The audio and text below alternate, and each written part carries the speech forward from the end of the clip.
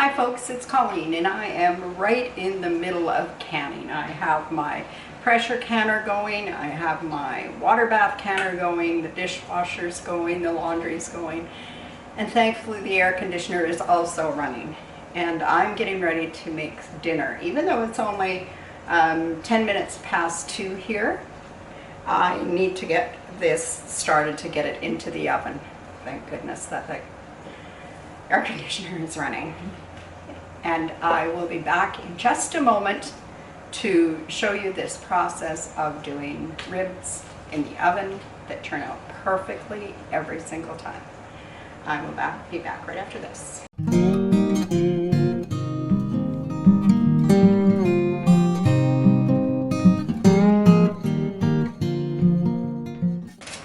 So the first thing we need to do is to get an old tray. It doesn't need to be a fancy one, although this poor old beat up one is the one that I use for everything. I cover it most of the time because, well, it's a beat up old tray, but that aside. Okay, we're gonna line this beat up old tray with some heavy duty Alcan foil. And this is gonna make some noise, so I'll hold it for a second.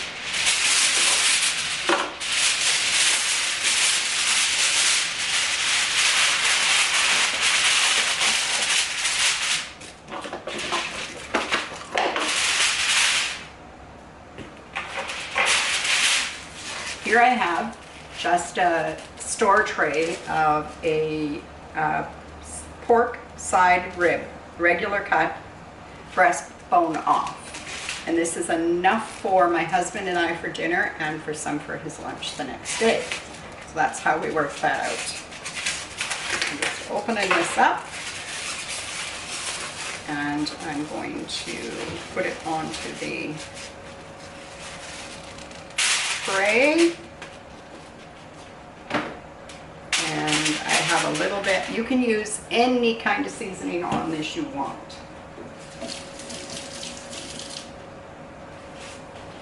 I'm just going to take a piece of paper towel and I'm going to blot any excess moisture off of it. You don't want it to be like super dry, but if you happen to notice it's a bit leaky from packaging or whatever, take that off. And then I'm going to just add some flavor to it.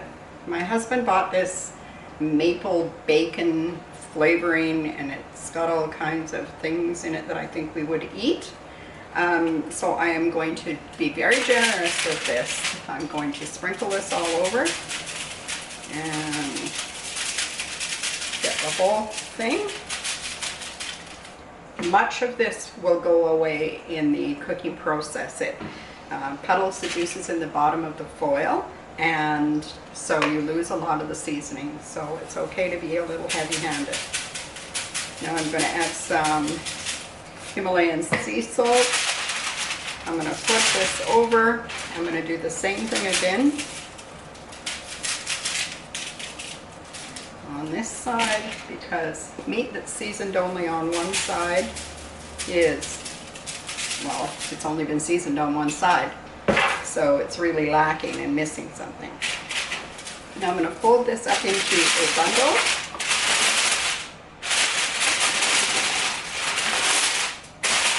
You guys all remember how we used to have our sandwiches in wax paper and how our moms would do that fold on the top? Well, I'm going to fold this a couple times, and then I'm going to fold the ends in like so. This keeps all the juices inside. I'm going to put this into a 275 degree oven for 2 hours and 15 minutes to 2 hours and, no, I'll probably put it in for 2 hours and 30 minutes. And I will come back when it's ready to come out and show you the last process. See you in a minute. Well, folks, the canner, the pressure canner, is still releasing steam from a batch of potatoes that I have in there, so hopefully it's not too distracting. But the ribs are ready. My 2.5 hours at 250 has passed. I think I said 275 before, but I put them in at 250, and I am ready to go on to the next step. So I'll just grab them from the oven.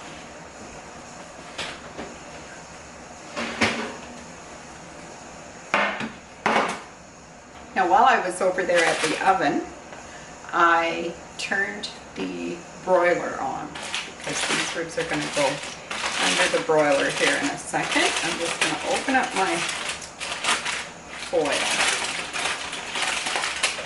Now, I think I'm going to have to turn the camera down or come a little closer so that you can see what's happened here. Now you should be able to see now the moisture that came out of these ribs.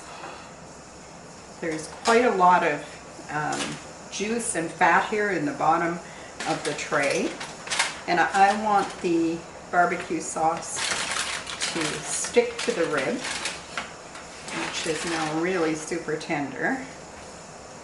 So I'm going to move them to a plate for a moment, and I'm going to drain this and use the tin foil. Now, here we are back with the tin foil on the tray. And I'm just going to wrap it around. This is one of those no wash the cookie sheet recipes. I'm going to move the rib back, and I am going to just pour some sauce down the middle of the rib.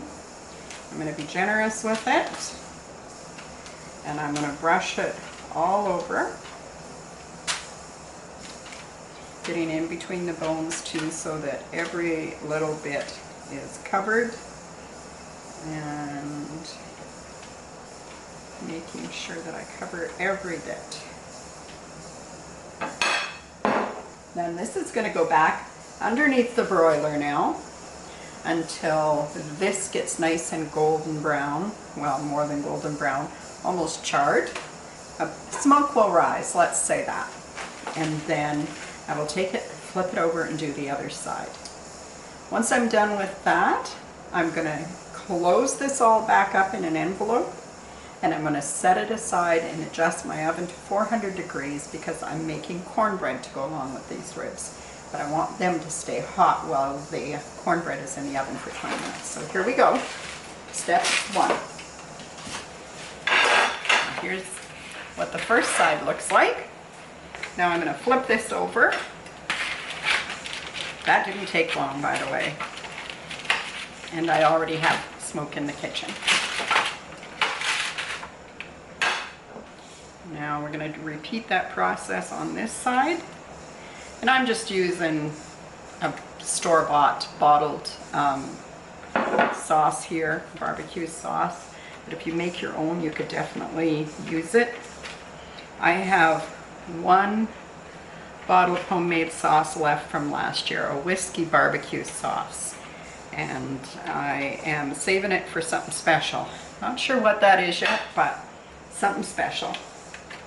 It was huckleberry whiskey barbecue sauce, and huckleberries are very dear, so I can't make that every year. But if you manage to get your hands on some blueberries or huckleberries and you would like to give making barbecue sauce a try, I will try and remember to link that video down below. Well, there we go. I've got the ribs all done. So now I'm just going to lift the foil. And basically I'm going to tent these ribs, which will give them time to relax a little bit and let the juices go back into the rib. And then move on to the cornbread. Just set this on top of the stove. Now let's see if we can get through this cornbread. I've got the ribs resting over there on the counter. I've used this pie plate and I have 4 tablespoons of butter in here. I'm going to set this on the burner of the stove so that I can get this pretty hot for to develop a crust on the bottom of the cornbread. So over we go.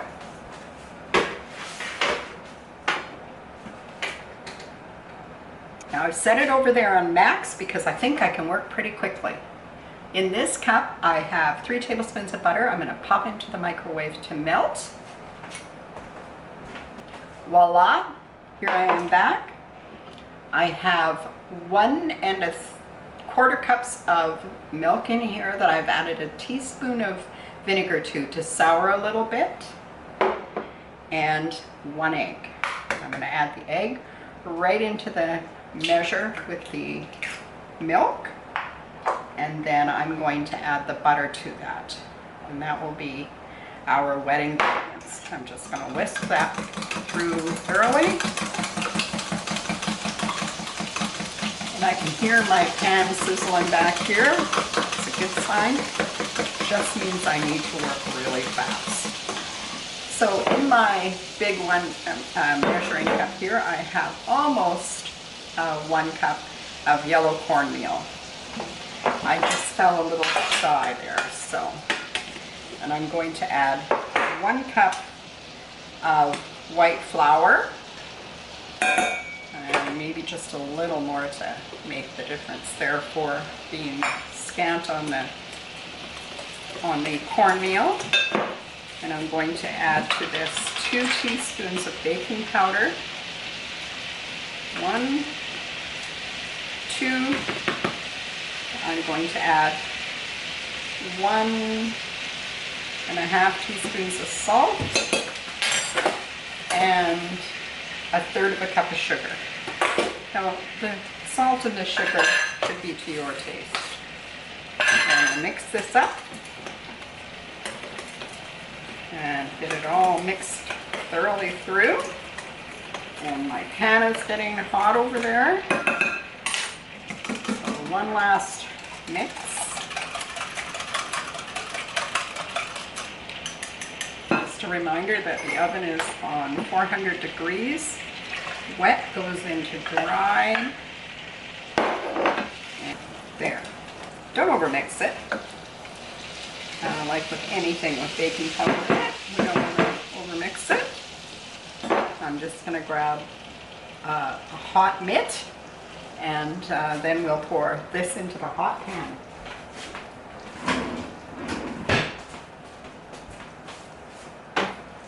Now, the butter has gotten brown, which is, in my opinion, perfect.